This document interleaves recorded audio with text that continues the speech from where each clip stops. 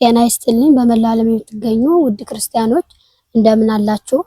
ከእሁድ ከሆሳዕና ቀጥሎ ከሰኞ እስከ ዓርብ ድረስ ያለው ሰሙነ ሕማማት ይባላል። በመጀመሪያ ሰሙነ ሕማማት ማለት ምን ማለት ነው ብለን ስንነሳ ሰሙነ ሕማማት የሚለው ከሁለት ቃላት የተገኘ ሲሆን ይህም ሰሙንና ሕማም ከሚለው ነው። ሰሙን ማለት ሰመነ ስምንት አደረገ ከሚለው የግዕዝ ቃል የተገኘ ሲሆን ይህም ሳምንት ወይም ቀን ማለት ነው። ሕማም ማለት ደግሞ ሐመ ታመመ መከራን ተቀበለ ከሚለው የግዕዝ ሥርወ ቃል የወጣ ሲሆን ሕማም ማለት መከራ ስቃይ ማለት ነው። ይህ ሳምንት ሰሙነ ሕማማት የተባለበት ምክንያት አምላካችን ኢየሱስ ክርስቶስ ለሰው ልጆች ብሎ መከራ የተቀበለበት ሳምንት ስለሆነ ሰሙነ ሕማማት ተብሏል ማለት ነው። እንግዲህ የሳምንት ሰሙነ ሕማም ብቻ ሳይሆን ሌሎች ስያሜዎችም አሉት። ቅዱስ ሳምንት ይባላል። ይሄ የተባለበት ምክንያት ይህ ሳምንት አምላካችን ኢየሱስ ክርስቶስ ስለኛ ብሎ የተቀበለውን መከራ የምናስብበት ስለሆነና እኛ የተቀደስንበት ስለሆነ ቅዱስ ሳምንት እንለዋለን። እንዲሁም ደግሞ ግብረ ነፍስ የሚፈጸምበት ስለሆነ ነው ማለት ነው። ግብረ ነፍስ የሚፈጸምበት ስለሆነ ነው። ሐዋርያትም ሐዘንና ደስታ ተቀላቅሎባቸው አክብረውታል። ስለዚህ እኛም ጌታችን ኢየሱስ ክርስቶስ መከራ በመቀበሉ እናዝናለን፣ እኛ ስለዳን ደግሞ እንደሰታለን ማለት ነው። ሌላው ደግሞ የወፍጮ መድፊያ እንዲሁም የሞፈር መስቀያ ይባላል ማለት ነው። ይሄ የተባለበት ምክንያት በዚህ ሳምንት ሁሉም ሰው ወደ ቤተክርስቲያን የሚሄድበት በስግደት የሚያሳልፍበት ስለሆነ እናቶች ወፍጮ አይፈጩም፣ አባቶችም እርሻ አያርሱም ማለት ነው። ስለዚህ የወፍጮ መድፊያ የሞፈር መስቀያ ተብሏል። የጌታችን ኢየሱስ ክርስቶስ ሕማም ምን አይነት ሕማም ነው ስንልም ሕማም ማለት በአጠቃላይ በሰውነታችን ላይ የሚደርሰው ችግር፣ ስቃይ ወይም ቁስል ማለት ነው። ይህም ደግሞም አራቱ ባህሪያት ከአምስተኛ ባህሪየ ስጋ ጋር የተዋሃደው የሰው ልጅ እናም ደማዊ ነፍስ ላለው የሚስማማ ቃል እንጂ ለአምላክ የሚስማማ አይደለም። ነገር ግን አምላካችን ኢየሱስ ክርስቶስ ከቅድስት ድንግል ማርያም ከስጋዋ ስጋ ከነፍሷ ነፍስ ነስቶ ፍጹም ሰው ስለሆነም ሞትና ሕማም የሚስማማው ሆኗል ማለት ነው። ነገር ግን ጌታችን ኢየሱስ ክርስቶስ ታመመ ስንል በስጋው ነው እንጂ በአምላክነቱ አይደለም ማለት ነው። ይሄም በስጋ ሞተ በነፍስ ግን ሕያው ሆነ እንዲል የጌታችን የኢየሱስ ክርስቶስ መከራ የጀመረው መቼ ነው? ጌታችን ኢየሱስ ክርስቶስስ ለምን መከራ ተቀበለ ስንል የጌታችን የኢየሱስ ክርስቶስ መከራ የጀመረው ገና ከእናታችን ከቅድስት ድንግል ማርያም ከስጋዋ ስጋ ከነፍሷ ነፍስ ነስቶ ከተጸነሰ ጀምሮ ነው ማለት ነው። ይህም ለአምላክ ከአምላክነት ክብር ዝቅ ብሎ ራሱ በእጁ አበጃጅቶ የሰራውን የሰውን አካል መዋሃድ በራሱ መከራ ነው ማለት ነው። ሌላውም ደግሞ እናታችን ቅድስት ድንግል ማርያም ስለ ኢየሱስ ክርስቶስ የተቀበለችው መከራ ነው ማለት ነው። ይህ የሆነውም የነቢያት ትንቢት ይፈጸም ዘንድ ነው። ይህም ለአዳም የገባለትን ቃል ኪዳን ለመፈጸም ነው ማለት ነው። ጌታችን ኢየሱስ ክርስቶስ መከራ የተቀበለውም ወደዚህ ምድር የመጣው ቤዛ ለመሆን ነውና ቤዛ የሚለው ዋጋ ካሳ ምትክ ማለት ነው። ይህም ቤዛ ሊሆነን መጣ ስንል የአዳም ልጆች በሰራነው በደል ልንቀበል የሚገባልን መከራ እርሱ እኛን ተክቶ ተቀበለን ስንል ነው ማለት ነው። እንግዲህ ሕማማትን ስናስብ እናታችን ቅድስት ድንግል ማርያም የተቀበለችውን መከራ እናስባለን ማለት ነው። ይህም በሶስት መንገድ ነው። አንደኛ እናታችን ቅድስት ድንግል ማርያም ጌታችን ኢየሱስ ክርስቶስን ለመውለድ መመረጧ እንደ በደል ተቆጥሮባት አይሁድ ይተናኮላት ነበር። ማደሪያ አታ በከብቶች በረት እስከ መውለድ ድረስ መከራ ደርሶባታል። ሁለተኛው ደግሞ በመከራ ወልዳ ያሳደገችው አንድያ ልጇ በመስቀል ሲሰቀል አይታለችና ተጠማሁ እያለ ሲጮህ ሰምታለች። በመጨረሻ ቅድስት ስጋውን ቅድስት ነፍሱን ከቅድስት ስጋው በፈቃዱ ለይቶ በአዲስ መቃብር ሲቀበር አይታ በሶስተኛው ቀን እስኪነሳ ድረስ አይዞሽ የሚል አጽናኝ ዘመድ አታ ብቻዋን እያለቀሰች መከራ ተቀብላለች። ሶስተኛውና ዋናው እናታችን ቅድስት ድንግል ማርያም መከራ የተቀበለችው ስለ ኢየሱስ ክርስቶስ ነው። ኢየሱስ ክርስቶስም መከራ የተቀበለው ስለ ዓለም ሁሉ ነው። ስለዚህ እናታችን ቅድስት ድንግል ማርያም መከራ የተቀበለችው ስለ ዓለም ሁሉ ነውና በዚህ ሳምንት የእመቤታችን የቅድስት ድንግል ማርያም መከራ እናስባለን። ሌላው ሰሙነ ሕማማት መከበር የተጀመረው በሐዋርያት ነው ማለት ነው። ይህም ጌታችን ኢየሱስ ክርስቶስ ለሐዋርያት ስለ ስጋ ወደሙ አስፈላጊነት ካስተማራቸውና ህብስቱን ወይኑን ለውጦ ቀድሶ ካቆረባቸው በኋላ እናንተም እንደዚህ አድርጉ ብሏቸዋል። ሐዋርያትም ይህንን አስበው በጽርሐ ጽዮን መንፈስ ቅዱስ ከወረደላቸው በኋላ በእስራኤል ተሰብስበው ህዝቡን ሁሉ ህግ ስርዓት ሰርተው እናንተ ግን ጠብቃችሁ የመከራ መስቀሉን ሕማማቱን አስቡ አክብሩ ብለው አዝዘዋቸዋል። ምእመናንም የተሰጣቸውን ትእዛዝ ተቀብለው በየዓመቱ ሕማማቱን በስግደት በጾምና በጸሎት ያስታውሳሉ ማለት ነው። ሌላው ከሰኞ እስከ ቅዳሜ ድረስ ያሉ ዕለታት የራሳቸው ስያሜ አላቸው። እንዲሁም የተፈጸሙት ብዙ ታሪኮች አሉ ማለት ነው። የመጀመሪያው የሆሳዕና ማግስት የሆነው ሰኞ ቀን መርገመ በለስ ይባላል። በዚህ ቀን ስለተፈጸመው ታሪክ ወንጌላዊ ማቴዎስ ሲናገር በማለዳ ወደ ከተማ ሲመለስ ተራበ። በመንገድም አጠገብ በለስን አየ። ፍሬም አገኝባት እንደሆን ብሎ ወደ እርሷ ቀርቦ ባያት ጊዜ ግን ቅጠል ብቻ ነበረች። በለሷንም ረገማት፣ ወዲያውንም ደረቀች፣ ከስሯን ተነቅላ ወደቀች ብሎ ጽፏል ማለት ነው። ይህም እዚህ ላይ ተራበ ሲል የኢየሱስ ክርስቶስን ፍጹም ሰው መሆን ይናገራል። በለሷንም ፍሬ ያገኝባት እንደሆነ ብሎ ቀረባት የሚለው ደግሞ ቅድመ ተዋህዶ አላዋቂ ስጋም መልበሱን ይነግረናል። ሚስጥሩ ግን በለስ የተባሉ እስራኤል ናቸው። ፍሬም ማጣባትና ረገማት የሚለው እስራኤልን ምግባር ሃይማኖት አገኝባቸው እንደሆን ብሎ ቢቀርባቸው እስራኤል ከሚለው ስማቸው በቀር ምንም ምግባር ትሩፋት አላገኘባቸውምና ረገማቸው ማለት ነው። አንድም በለስ የተባለች ኃጢአት ናት። ይህም በሶስት ምክንያት ነው። በመጀመሪያ አዳምን ከገነት እንዲወጣ ያደረገችው ዕፀ በለስ ናት። ሁለተኛ ደግሞ የበለስ ቅጠል ሰፊ ነው፣ የኃጢአት መንገድም ሰፊ ነው፣ መጨረሻው ግን ሞት ነው ማለት ነው። ሶስተኛው ደግሞ የበለስ ፍሬ ሲበሉት ይጣፍጣል፣ ቆይቶ ግን ይመራል። ኃጢአትም ሲሰሩት ደስ ያሰኛል፣ ኋላ መጨረሻው ግን ሞትና መከራ ነው ማለት ነው። ሁለተኛው ቀን ማክሰኞ ዕለተ ጥያቄ ይባላል። ጌታችን ኢየሱስ ክርስቶስ በቤተ መቅደስ ገብቶ ሲያስተምር የካህናት አለቆች፣ የአይሁድ ሕዝብ ሽማግሌዎች ወደ እርሱ ቀርበው ይህንን የምታደርገው በማን ስልጣን ነው? ይህንን ስልጣን ማን ሰጠ? ብለው ጠይቀውታል ማለት ነው። ጌታችንም መልሶ እኔም አንዲት ነገር ጠይቃችኋለሁ፣ ከነገራችሁኝ በማን ስልጣን እንደዚህ እንደማደርግ እነግራችኋለሁ። የቅዱስ ዮሐንስ ጥምቀት ከሰማይ ነው ወይስ ከሰው ብሎ ጠየቃቸው። እነርሱም ሲነጋገሩ ከሰማይ ነው ብንለው ታዲያ ለምን አላመናችሁበትም ይለናል። ከሰው ነው ብንለው ደግሞ ዮሐንስን ህዝቡ ሁሉ ነብይ አድርገው ስለሚቆጥሩ ብለው ህዝቡን ፈርተው አናውቅም ብለውታል። ጌታችንም እኔም በማን ስልጣን እንደዚህ አልነግራችሁም ብሎ ጥያቄያቸውን በጥያቄ መልሶላቸዋል። ለኢየሱስ ክርስቶስ ጥያቄ ያቀረቡት ካህናትና ሽማግሌዎች ጥያቄውን ለመጠየቅ መነሻ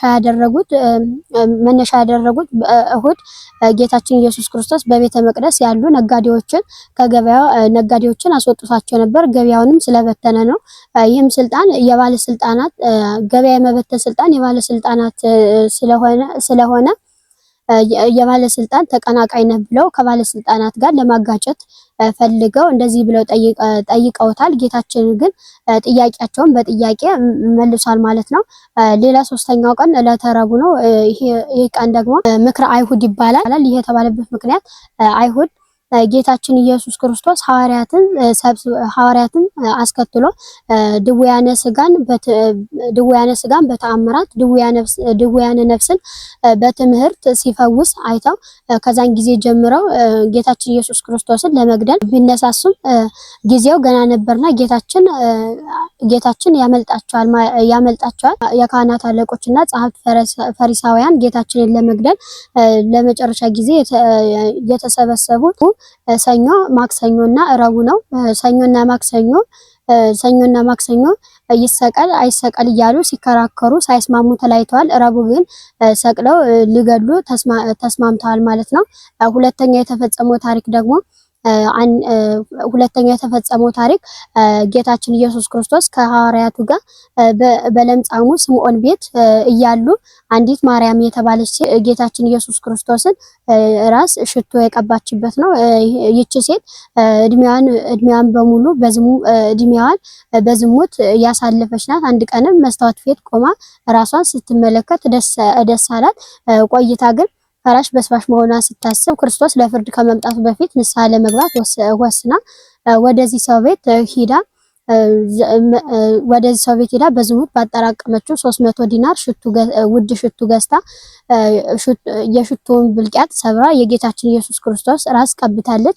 ከእግሩ ስርም ተደፍታ በእንባዋ እግሩን እያራሰች በፀጉሯ እያበሰች ስለ ኃጢአቷ ተማጽናለች። ጌታችን ኢየሱስ ክርስቶስም ተጸጽተው ንስሐ ለሚገቡ ቸር አምላክ ነውና ኃጢአቷን ሁሉ ፍቆላታል ማለት ነው። ይሁዳ ግን ሽቶ ተሽጦ ገንዘቡ ለነዳያን መሰጠት አለበት እንጂ መፍሰስ የለበትም ብሎ ሴቲቱን ተቃውሟታል። ጌታችን መልካም አድርጋለች፣ ድሆች ሁልጊዜ ከእናንተ ጋር ናቸው፣ እኔ ግን ሁልጊዜ ከእናንተ ጋር አይደለሁም ብሏቸዋል ማለት ነው። ሌላው በዚህ ዕለት የተፈጸመው ሶስተኛው ታሪክ ይሁዳ ጌታችን ኢየሱስ ክርስቶስን በ30 ዲናር ለመሸጥ የተስማማበት ቀን ነው ማለት ነው። ይህም ይሁዳን ለዚህ ውሳኔ ያደረሰውም ፍቅረ ነዋይ ነው። ሴቲቱን የተቃወማትም እርሱ ገንዘብ ያዥ ስለነበር ለነዳያን ከሚሰጠው ከ10 አንድ ቀረጥ ይቆርጥ ነበርና ይህ ሽቶ 300 ዲናር ሲሸጥ ለሱ የሚደርሰው 30 ዲናር ነበርና ይህን ለማካካስ ጌታችን ኢየሱስ ክርስቶስን በ30 ዲናር ሽጦታል ማለት ነው። ሌላው ሐሙስ ነው። ጸሎተ ሐሙስ ይባላል። ይህ ቀን ጸሎተ ሐሙስ የተባለበት ምክንያት ጌታችን ኢየሱስ ክርስቶስ ለምዕመናን ሁሉ ከመከራና ከችግር ለመዳን ጸሎት መጸለይ እንዳለባቸው ስላስተማረ ነው። እንዲሁም ሐዋርያትን ስለ ስርዓተ ጸሎት ያስተማረበት ስለሆነ ጸሎተ ሐሙስ ተብሏል። ሌላው የሐዲስ ኪዳን ሐሙስ ይባላል። ይህ የተባለበት ምክንያት ጌታችን ኢየሱስ ክርስቶስ ይህ የሐዲስ ኪዳን አዲሱ ስርዓት ነው ብሎ ስጋው ደሙን ለሐዋርያት የሰጠበት ቀን ስለሆነ ነው። አንድም በኦሪት ጊዜ መስዋዕት ይደረግ የነበረው በእንስሳት ደም ነበር። የሐዲስ ኪዳን መስዋዕት ግን የጌታችን ኢየሱስ ክርስቶስ ስጋው ደሙ ነው ማለት ነው። አስቀድሞ ስጋዬን የበላ ደሜን የጠጣ የዘላለም ሕይወት አለው ብሎ የተናገረውን ቃል ያጸናበት ዕለት ስለሆነ የሐዲስ ኪዳን ሐሙስ ይባላል። ሌላው ደግሞ የነጻነት ሐሙስ ይባላል። ይህ የተባለበት ምክንያት የአዳም ዘር ሁሉ ከዲያብሎስ አገዛዝ ነፃ የወጣበት ስለሆነ ሕጽበተ ሐሙስም ይባላል። ይህ የተባለበት ምክንያት ጌታችን ኢየሱስ ክርስቶስ ዝቅ ብሎ የሐዋርያትን እግር ያጠበበት ዕለት ስለሆነ ሕጽበተ ሐሙስ ይባላል። በዚህ ዕለትም በቤተ ክርስቲያን አባቶች ዝቅ ብለው እግር ያጥባሉ። ይህንንም የሚያደርጉት ጌታችን ኢየሱስ ክርስቶስን አብነት አድርገው ነው። ሌላው ስያሜ ደግሞ የሚስጥር ዕለት ይባላል። ይህ የተባለበት ምክንያት ጌታችን ኢየሱስ ክርስቶስ ህብስቱን ወይኑን ለውጦና ቀድሶ ለሐዋርያት ይህ በዕለተ ዓርብ የሚቆረሰው ስጋዬ ነው፣ ይህ በዕለተ ዓርብ የሚቆረሰው ስጋዬ ነው፣ ይህ በዕለተ ዓርብ የሚፈሰው ደሜ ነው ብሉ ጠጡ ብሎ ሰጧቸዋል። ይህም ከምስጢራተ ቤተክርስቲያን አንዱ የሆነው ምስጢረ ቁርባን ለሐዋርያት የሰጠበት ስለሆነ የሚስጢር ሐሙስ ተብሎ፣ ሌላኛው ስያሜው ደግሞ የትእዛዝ ሐሙስ ይባላል። ይህ የተባለው ጌታችን ኢየሱስ ክርስቶስ በጌቴሴማኒ ሳሉ ወደ ፈተና እንዳትገቡ ተግታችሁ ጸልዩ ብሎ ስላዘዛቸው ነው። እግራቸውንም ካጠባቸው በኋላ እናንተም እንደዚህ አድርጉ አላቸው። እናንተም እንደዚህ አድርጉ ስጋው ደሙን ከሰጣቸው በኋላም ይህን በበላችሁ ጊዜ ስለሞቴ አስቡ ብሎ ስላዘዛቸው የትእዛዝ ሐሙስ ይባላል። እንዲሁም ደግሞ አረንጓዴው ሐሙስ ይባላል። ይህ የተባለበት ምክንያት ጌታችን ኢየሱስ ክርስቶስ የጸለየበት የጌቴሴማኒ ተራራ አትክልት የበዛበት አረንጓዴ ስፍራ ስለሆነ አረንጓዴ ሐሙስ ተብሏል። እንግዲህ በዚህ ዕለት በቤተክርስቲያን ቅዳሴ ከሌላው ሳምንት ተለይቶ በዚህ ዕለት ቅዳሴ ይቀደሳል። ቅዳሴው ግን የሚቀደሰው በአነስተኛ ድምጽ ወይም በለሆሳስ ነው። ይህም ሚስጥሩ ይህ ሚስጥሩ ይሁዳ ጌታችን ኢየሱስ ክርስቶስን ለመሸጥ በይፋ ሳይናገር በሹክሹክታ መነጋገሩን ያመለክታል። እንዲሁም ደግሞ ሰሙነ ሕማማት የዘመነ ብሉይ መታሰቢያ ነውና በብሉይ ጊዜ የሚደረሰው ጸሎትና አገልግሎት እስከ መንበረ ጸባኦት የሚደርስ ኃይል ያልነበረው የድካም ኃይል ያልነበረው የስጋዊ በረከት ብቻ የሚያሰጥ ሰማያዊ ተስፋ የማያሰጥ የድካም አገልግሎት እንደነበር ያመለክታል። ጌታችን ኢየሱስ ክርስቶስ በጸሎተ ሐሙስ ለሐዋርያት በአልዓዛር ቤት ለደቀ መዛሙርቱ ብቻ በምስጢር ስርዓተ ቁርባንን ስለገለጸ በቤተክርስቲያን ለሚያስቀድሱ ምዕመናን ብቻ በሚሰማ በለሆሳስ ድምጽ ይቀደሳል። ሌላው በጸሎተ ሐሙስ ከሚደረጉ ነገሮች ጉልባን ይዘጋጃል። ይህ ጉልባን የሚዘጋጀው ከባቄላ ክክና ከስንዴ ነው። ባቄላው መከካቱ የጌታችን ኢየሱስ ክርስቶስ የተስብእቱ ወይም ሰው የመሆኑ ምሳሌ ሲሆን ስንዴው ደግሞ የመለኮቱ ምሳሌ ነው። ባቄላው በደንብ ይበስላል። ይህም ጌታችን ኢየሱስ ክርስቶስ ላይ የደረሰውን መከራ ያሳየናል ማለት ነው። ሌላው በዚህ ዕለት ህፃናት የተዝገረገረ በትር ይዘው ሆምሻምሾ እያሉ ያከብራሉ። ሆምሻምሾ ማለት መሸመሸ ማለት ነው። ቋንቋውም የአማርኛ ነው። ይህም አይሁድ ጌታችን ኢየሱስ ክርስቶስን ሰቅለው በዓለ ፋሲካን ሳናከብር መሸ የማለታቸው ምሳሌ ነው። እንዲሁም ደግሞ ጌታችን ኢየሱስ ክርስቶስን ለመያዝ ሲሄዱ በምሽት ስለሄዱ ተቻኩለው ስለሄዱ ነው። ዘንጉ ዥንጉርጉር መሆኑ ደግሞ በዕለተ ዓርብ ጌታችን ኢየሱስ ክርስቶስ ሲሰቀል ያልወጡ በየቤታቸው ያሉትን ወታደሮች በየቤታቸው እየገቡ እየገረፉ ስላስወጡ ነው። እንዲሁም የሌንጊኖስ ጦር ምሳሌ ነው። ዓርብ ስቅለተ ዓርብ ይባላል። ይህ ቀን ዓርብ ማለት መጨረሻ ማካተቻ ማለት ነው። ይህም ጌታችን ኢየሱስ ክርስቶስ ስነ ፍጥረትን እሁድ መፍጠር ጀምሮ ዓርብ ዕለት ያጠናቀቀበት ቀን ነው። በዚህ ዕለት አዳም የተፈጠረበት ነው። እንዲሁም አዳም ከገነት የተባረረው በዚህ ዕለት ነው። ጌታችን ኢየሱስ ክርስቶስም አዳምን ለመካስ በዚህ ዕለት ለሰው ልጆች ሁሉ ድህነትን የፈጸመበት ቀን ስለሆነ ስቅለተ ዓርብ ይባላል። አይሁድ ክርስቶስን በዕለተ ሐሙስ 3 ሰዓት ላይ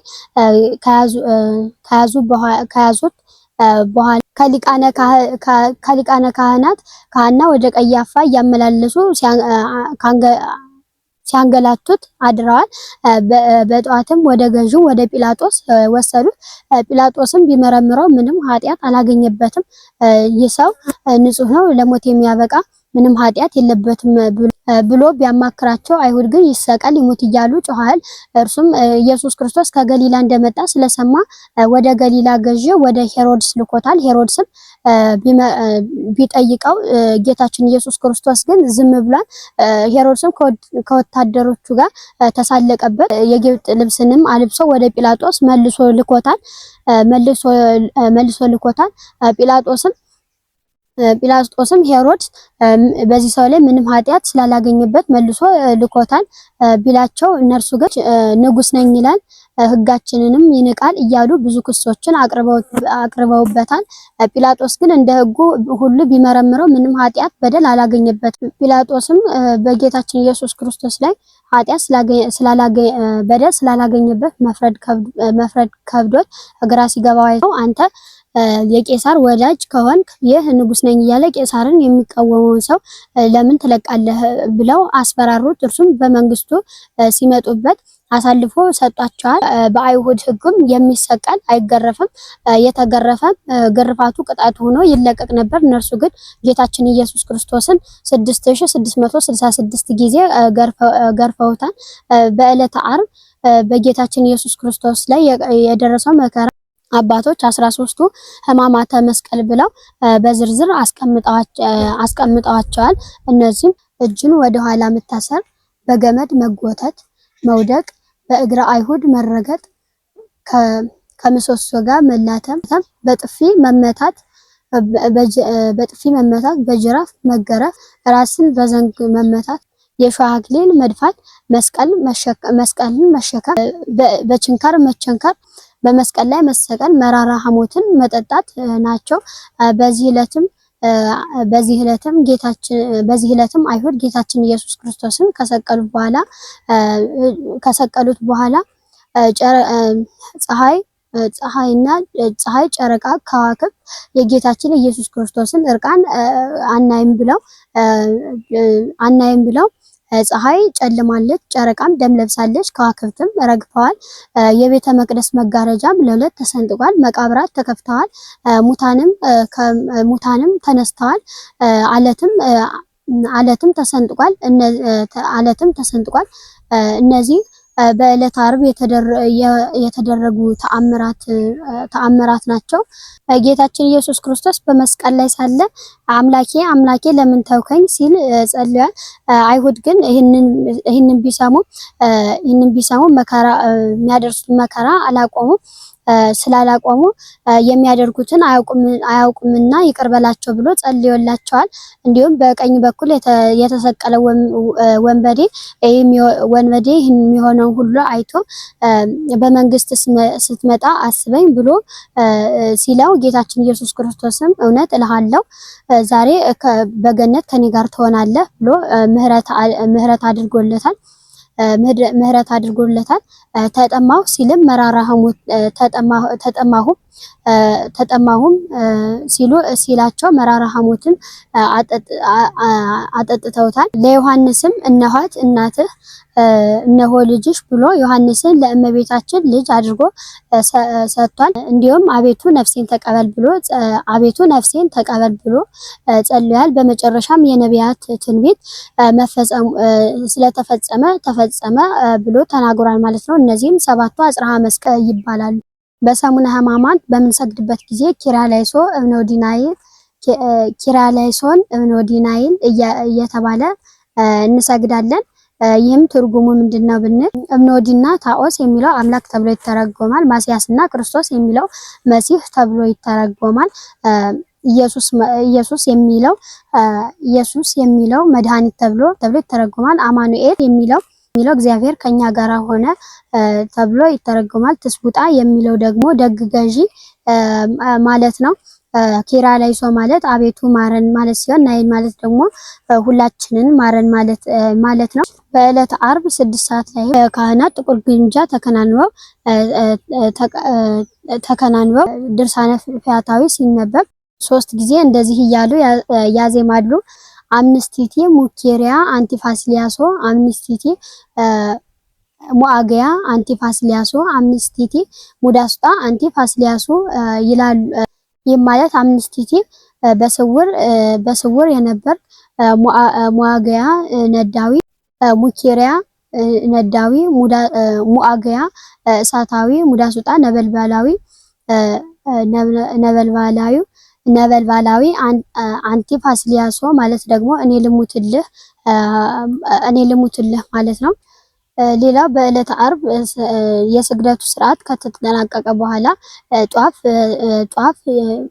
በርቶ ዲያቆኑ ከመዝሙረ ዳዊት የተመረጡትን ያስተዛዝላል። ሲያስተዛዝል ህዝቡም ለይሁዳ ወልዱ ወለውልደ ወልዱ ይደምሰስ የይሁዳ ልጅ የልጅ ልጁ ይጥፋ እያሉ ይረግሙታል።